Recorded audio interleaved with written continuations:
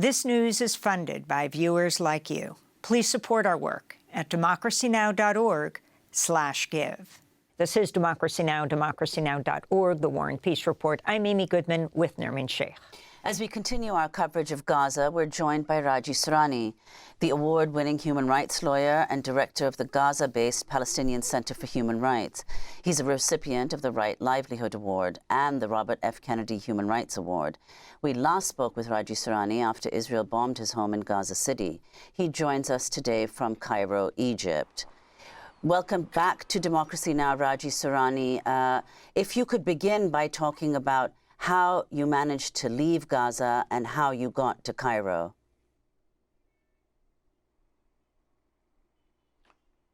Well, it was very hard and very heartbreaking for me. I mean, to leave Gaza. I mean, the place I lived all my life one-way ticket in it, and that was very hard and very tough. But really, I mean, after I was targeted for the second time after we talked, I was advised very strongly, I mean, not to be at the place and to leave, I mean, the northern of Gaza.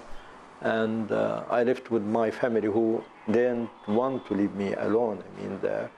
So we left together to the south for a few days, and thanks for the help of great friends, I mean, who managed to get me there, because in two previous attempts, it was mission impossible when tens of people died either on the beach road or at Salah ad-Din Street in front of our eyes when the Israelis shot and bombed. I mean, people who were advised to leave to the safe haven in the south, but that wasn't, I mean, the case. So I managed, I mean, to leave to the south finally in my third attempt, and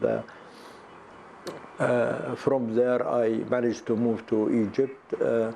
There was, I mean, quite a lot of friends who wanted, in a way, the voice, I mean, of Gaza, the voice of the voiceless, about the horrendous genocide taking place at that of the board to be reported, I mean, to the outside world. And there is quite a lot of things, I mean, to do with the ICC, which greatly disappointing us, and there is quite a lot of work to do with the ICJ, and there is quite a lot of work to speak to power in European countries about this new Nakba, which is in a process, and Israel creating it, and to stop their complicity, their absolute political, legal, military support for belligerent criminal occupation who's doing suicide, genocide at the daylight, who's doing ethnic cleansing, war crimes, broadcasted there at live at the real time. But it seems deep in their mind and hearts, the colonial, racist Western governments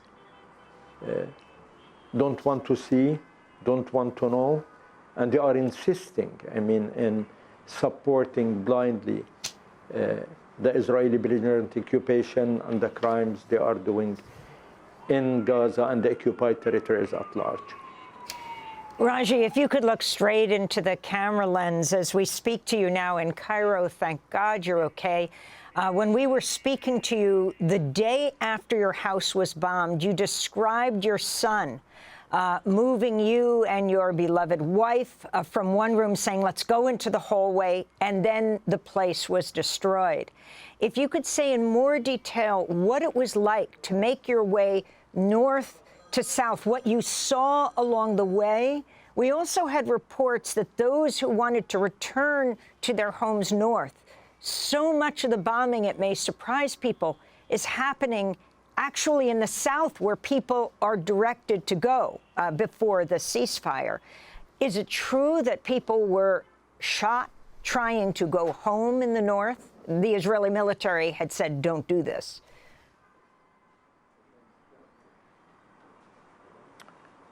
Well, we have to understand the context, the context of what the Israeli really want.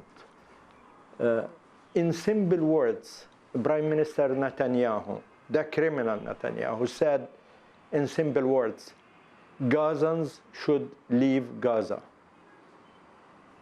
He said Gaza should be deserted. And the Minister of Defense, Gallant, in a clear, simple way, he said, for Gazans, there will be no food, no electricity, no fuel,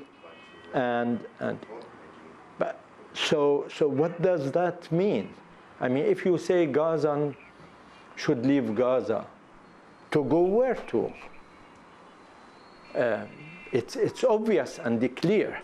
If you are starving and cutting electricity, food, medicine, you are bombing shelters, hospitals, ambulances, if you are killing hundreds of entire families, I mean, being erased, if you are bombing bakeries, if you are bombing water infrastructure and desalination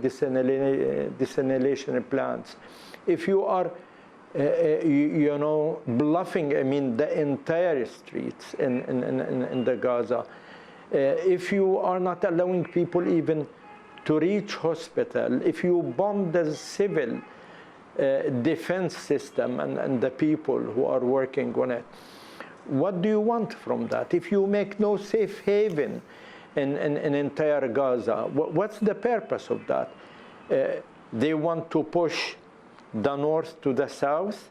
This is the first stage, and they pushed many as million people, I mean, to the south.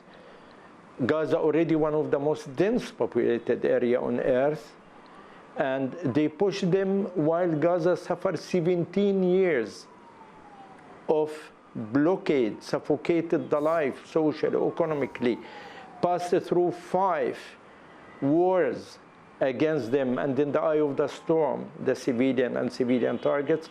And now you are doing all that. You are killing almost 30,000 people, because many still, I mean, under the rebels, many still under their destroyed houses, and civil defense unable to recover. You are talking about thousands of people. You are talking about thousands of people in the streets. In some areas, nobody can get to. The rationale, the behavior of the Israeli guidelines, the outcome of this, pushing people to the south, and then from the south towards Sinai.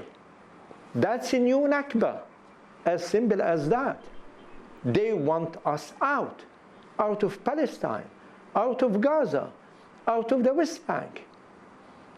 But this is, I mean, the ultimate goal, I mean, for the Israeli government, and this coalition of Netanyahu and the right wing, the basis of their governmental agreement, the coalition agreement, to do that. This was said at day one of this war, of this genocide war. And I think yet the Israelis so determined, so willing, and they want to do that. They want to do that. They finished, I mean, the first stage, and now they want to go to the second stage. And after they finish up with Gaza, it won't be a new brand of apartheid in East Jerusalem and West Bank. They will do the same, I mean, there. So what was lack of their plan in 1948 in the Nakba, they want to implement it completely now. So Eretz Israel would be clean, and they will have the purity of the Jewish state. And by that, they will accomplish, I mean, their mission. This is simple, clear, for any who want to see beyond the details. This is really what Israel wants to do. And that's why we call it from the second day.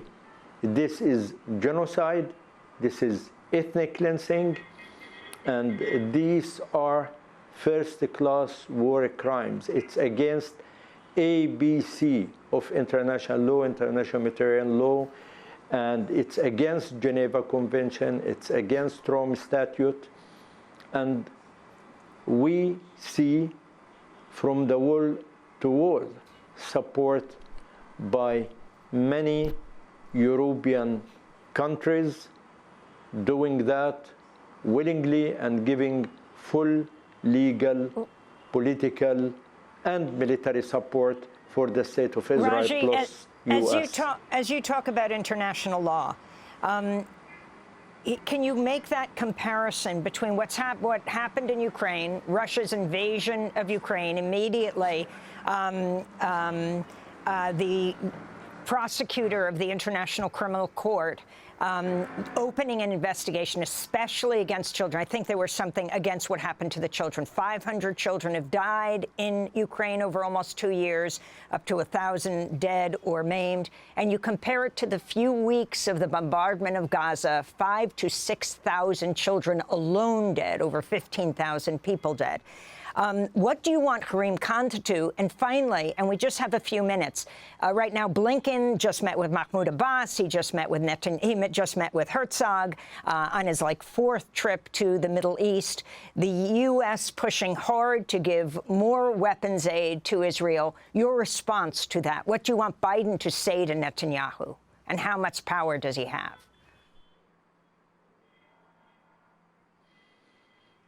I don't think yet there is decision by U.S.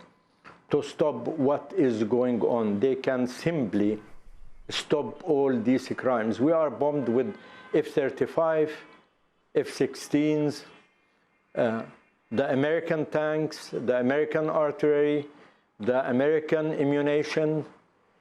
We are killed with that, with some small amount of European arms. Now, if U.S. want to stop that, they can do that. And they can do that simply, but they are supporting, really what Israel is doing. Raji Sourani is the world-renowned, award-winning human rights attorney, won the RFK, Robert F. Kennedy Award, won the Right Livelihood Award, has lived in Gaza for decades. Speaking to us from Cairo, Egypt. He just got out of Gaza. His home was bombed with his wife and his son and him in it. Democracy Now! Is funded by viewers like you. Please give today at democracynow.org/give.